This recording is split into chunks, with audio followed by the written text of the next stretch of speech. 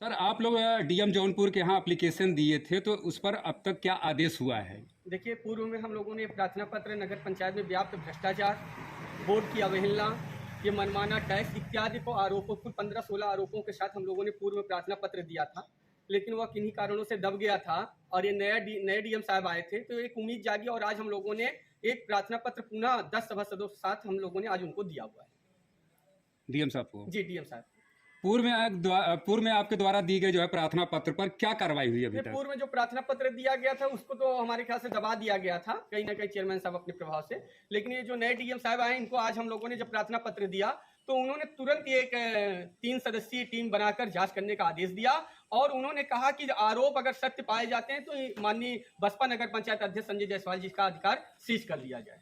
अच्छा, जो जनता के ऊपर जो है ये टैक्स का पहाड़ तोड़ डाला गया है, इसमें सभी सभासदों की मंजूरी के साथ ये पास हुआ था या उनके साथ धोखे से जो है सिग्नेचर लेकर ये प्रस्ताव पास किया गया? नहीं, हम तो यही कहते हैं, नगर पंचायत एक्ट में स्पष्ट ये प्रावधान है कि प्रस्ताव रजिस्टर पे 2/3 बहुमत का साइन होना अनिवार्य है, लेकिन आज तक किसी भी प्रस्ताव रजिस्टर पर अगर हम सभासदों का साइन हो तो वो दिखा दे, हम लोग अपना वो मान लेंगे कि हम लोगों ने किया हुआ है। ये मनमाने तरीके से हमें धोखे में रखकर कहीं हमें स्वच्छता के नाम पर हमको बुलाया गया है, कहीं किसी बैठक के नाम पे बुलाया गया है कि वो फला की बीसी है, ये है, वो है, पेड़ लगाना है, उस पर बैठक बुलाया गया और उस बैठक को इन्होंने बोर्ड बैठक दिखा दिया। और आज मैं पुनः फिर कहता हूं, बड़ी जिम्मेदारी के साथ कहना चाहता हूं कि हम 10 सभासद जो जनता की लड़ाई लड़ रहे हैं, 15 सभासद हैं, 5 लोग भाई किन्हीं कारणों से नहीं है, ये उनका सरदर्द है, लेकिन हमें लगता है कि हमारी जनता के साथ कहीं ना कहीं बसपा नगर पंचायत अध्यक्ष संजय जायसवाल जी शोषण कर रहे हैं, मनमाना तरीका अपना रहे हैं, उनके विरुद्ध कार्य कर रहे हैं, जात पाति देख रहे हैं, ऊंच नीच देख रहे हैं, चुनावी रंजिश निकाल रहे हैं, जिसका हम विरोध कर रहे हैं और किसी भी प्रस्ताव पर हमारे सभासदों की साइन नहीं है। आप लोगों की साइन नहीं है? ना, हमारे साइन नहीं। एक प्रश्न और सर, जैसे लोगों से मिली जानकारी के अनुसार मैं आपसे पूछ रहा हूँ, मछली शहर नगर अध्यक्ष संजय जायसवाल द्वारा नक्शा पास कराने या फाइलों को अपने घर पर बुलाया जाता है और कहीं ना कहीं आम जनता को वहां शोषण किया जाए, ऐसी शिकायतें मिल रही, क्या इसके बारे में आपको कोई संज्ञान है? नहीं, आपको जो जानकारी मिल नहीं रही है ये 101% सत्य बात है।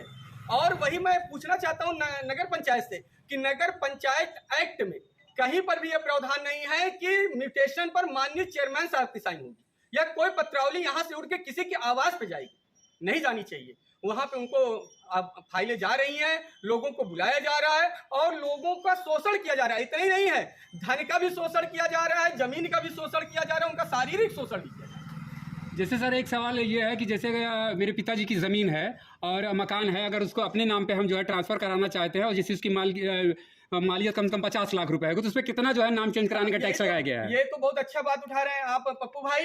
ये मछली शहर हमारे ख्याल से कश्मीर राज्य, जैसे एक अलग स्टेट कश्मीर राज्य कांग्रेस के शासन में बनाया गया था, वैसे बसपा नगर पंचायत ने एक अलग स्टेट इसको बना दिया है। 50 लाख की मालियत पर अगर मैं अपने पिताजी के नाम पर अपना नाम दर्ज कराने जा रहा हूं तो मुझे 50,000 रुपए यहाँ जमा करना पड़ेगा, तब जाके मेरा केवल नामांतरण होगा। ये अजीब बात है।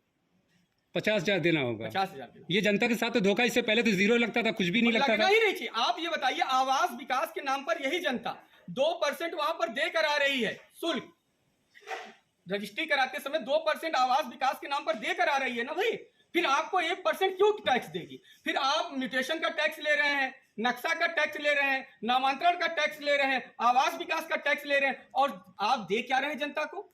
मैं मीडिया कर्मी आप हैं, जिम्मेदार नागरिक भी हैं, मछली शहर से निवेदन करूंगा कि कभी आप चौराहे पर भी जाइए, गलियों में भी देखिए, गंदगी का अंबार लगा हुआ है, लाइटें बुती हुई हैं, नालियां बजबजा रही हैं, सुविधा के नाम पे मछली शहर 0 है और टैक्स के नाम पर अनगिनत टैक्स नगर पंचायत पर लगाए गए। जैसे कि कोई आदमी नया जो है जमीन खरीदा है और उस पर नक्शा पास करा रहा है तो उस पर कितना % टैक्स लगाया गया, ये जनता को बताइए। यही तो मैं कह रहा हूँ कि बढ़ा दिया गया टैक्स। पहले हमारे यहाँ 5 लाख से 50 लाख तक 1% था, 50 लाख के ऊपर जब जाता था 2% था, अब 5 लाख के ऊपर ही 1% कर दिया।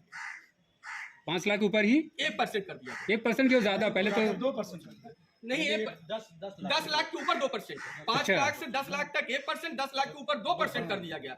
अब 10 लाख के ऊपर जितना रहेगा 25 लाख या 50 लाख का 3% कर दिया। 3%, मतलब इतना ज्यादा बढ़ा दिया गया है।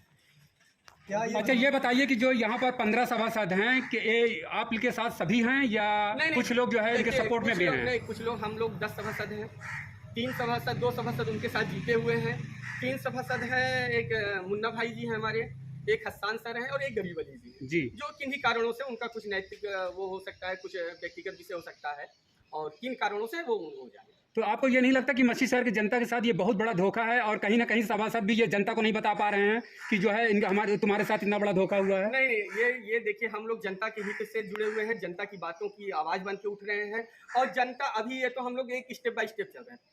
इसके बाद हमारा धरना और प्रदर्शन होगा, जगह जगह हमारे मंच और माइक लगेंगे, जनता को इनकी कारगुजारी बतानी है कि ये क्या कर रहे हैं। ये गलत है, असंवैधानिक है, बिना बोर्ड के प्रस्ताव के है, बिना बोर्ड के विश्वास के है, इसलिए सरासर गलत है, जिसका हम 10 सभासद विरोध करते हैं और खुले मंच से करते हैं और खुले मंच पे करेंगे इनका विरोध, और जहां तक हमको जाना पड़ेगा वहां तक जाएंगे। पिछले 9 महीने से एक भी बोर्ड की बैठक नहीं हो रही है, ये बहुत ही चिंता का विषय है। अभी तक हमारे यहाँ बजट नहीं पास हुआ। आप ये बताइए, विकास की कोई रूपरेखा बिना बजट के कैसे संभव है? आप इनसे कहेंगे ये, तो ये कहेंगे अभी वो संसद का सत्र चल रहा है, ये चल रहा है, वो चल रहा है।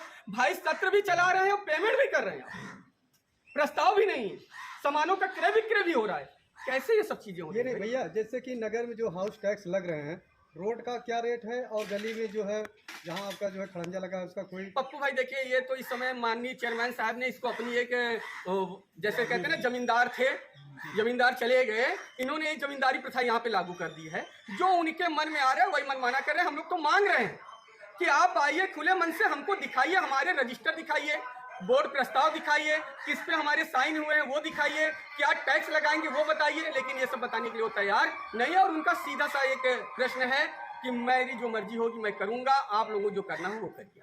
अच्छा, ये बताइए 3 सदस्यीय जो टीम गठित हुई है जांच करने के लिए, कब तक इसके जांच होने की संभावना है? माननीय डीएम साहब, तो हम जिस बात जैसे बात किए हैं और जैसा उनका व्यवहार रहा है, ऐसे तो हम लोगों को पूर्ण आशा और विश्वास है कि माननीय डीएम साहब ने तुरंत, मतलब कितने दिन की बात छोड़ दीजिए, उन्होंने तुरंत एडीएम साहब को, एलडीसी बाबू को और एक और अधिकारी थे, उनका नाम हम लोग नहीं जानते, क्षमा चाहते हैं, तुरंत उन्होंने कहा कि ये पत्र बनाइए, 3 सदस्यीय जांच होगी और 1 हफ्ते के अंदर मुझे सारी रिपोर्ट मेरे टेबल पर चाहिए। अगर ये आरोप सत्य पाए जाते हैं तो इनके अधिकार सीज कर दिए। क्या जब इनकी जांच होगी तो क्या व्यक्ति संवैधानिक पद पे बना रह सकता है क्या? क्योंकि वो तो जांच में हस्तक्षेप जरूर करने का प्रयास करेगा। देखिए, नियम तो यही है कि किसी के विरुद्ध अगर जांच हो रही तो उसे उस पद से पहले हटाई जाए, फिर वो जांच हो, जांच में अगर वो दोष सिद्ध पाए जाते हैं तो हमेशा के लिए उनको हटाई जाए, या जो भी कानूनी प्रक्रिया हो। इस पे तो मैं बहुत नहीं जानता और ना इस पे बहुत कह सकता हूँ कुछ, लेकिन मुझे ये लगता है कि जिसके विरुद्ध जांच होती है उसका अधिकार पहले सीज कर दिया जाता है, उस पद से हटा